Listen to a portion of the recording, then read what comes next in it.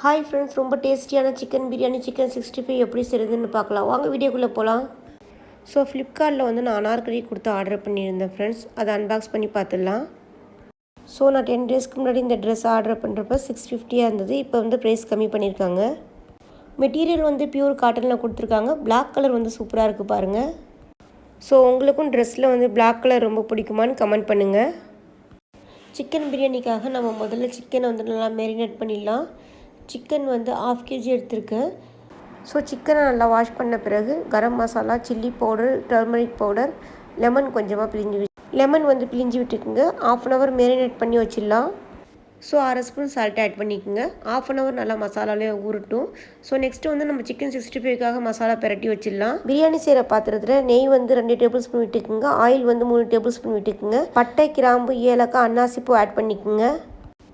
பிரிஞ்சி இலை இருந்தால் சேர்த்துக்குங்க. நீட்டை வாங்கில் 4 ஆனியன் சாப் பண்ணி வச்சுருக்கேன். இது கூட சேர்த்துடலாம். ஸோ ஆனியன் வந்து ப்ரௌன் கலர் வர வரைக்கும் ஃப்ரை பண்ணலாம். பிரியாணி அப்போ தான் டேஸ்ட்டாக இருக்கும். ஆனியன் வந்து நல்லா வதங்கின பிறகு வந்து டொமேட்டோ 3 கட் பண்ணி வச்சுருக்கேன். கொத்தமல்லி, புதினா ஆட் பண்ணிக்கலாம். சில்லி பவுடர் 1/2 ஸ்பூன் ஆட் பண்ணிக்கோங்க.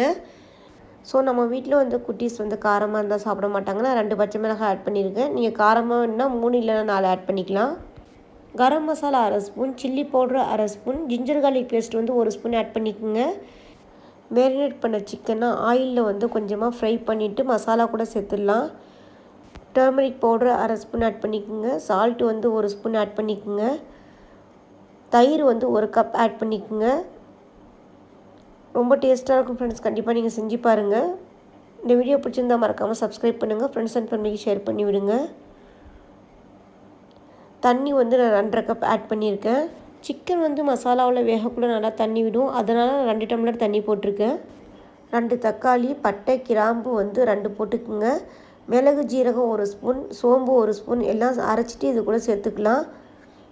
இந்த மசாலா போட்ட பிறகு தான் ஃப்ரெண்ட்ஸ் பிரியாணி சூப்பராக இருக்கும். கண்டிப்பாக நீங்கள் செஞ்சு பாருங்கள். 1 டம்ளர் ஜீரக சம்பா அரிசிக்கு வந்து 2.5 டம்ளர் தண்ணி ஆட் பண்ணிக்கோங்க. ஸோ கடைசியில் வந்து நெய் 1/2 ஸ்பூன் ஆட் பண்ணிக்கோங்க.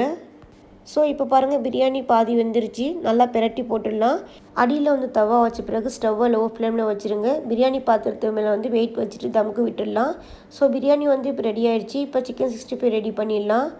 ஸோ இப்போ வந்து சிக்கன் பிரியாணி, சிக்கன் 65, ஆனியன் ரைத்தாவும் ரெடி பண்ணியாச்சு. நீங்களும் செஞ்சு பாருங்கள். இன்னொரு வீடியோவில் பார்க்கலாம். பாய்.